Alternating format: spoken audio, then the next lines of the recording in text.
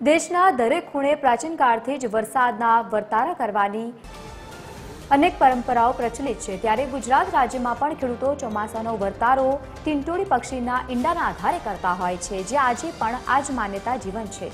મોડાસા ખાતે રામપાક સોસાયટીમાં નવી બની રહેલા બિલ્ડિંગના બીજા માળ પર ટીંટોળીએ 4 ઈંડા મૂક્યા।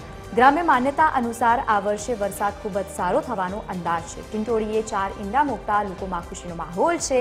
મહત્વનું છે કે ટીંટોળી કેટલા ઈંડા મૂકે છે, જમીનથી કેટલી ઊંચાઈ પર મૂકે, આ તમામ પદ્ધતિ આવનારું વર્ષ અને વરસાદ કેવું રહેશે તેનું અનુમાન કરાય છે। ટીંટોળી અને ટીંટોળીના ઈંડા અમારા ત્રીજા માળ ઉપર નવીન બનેલા મકાન ઉપર ત્રીજા માળ ઉપર ઈંડા મૂકેલા છે।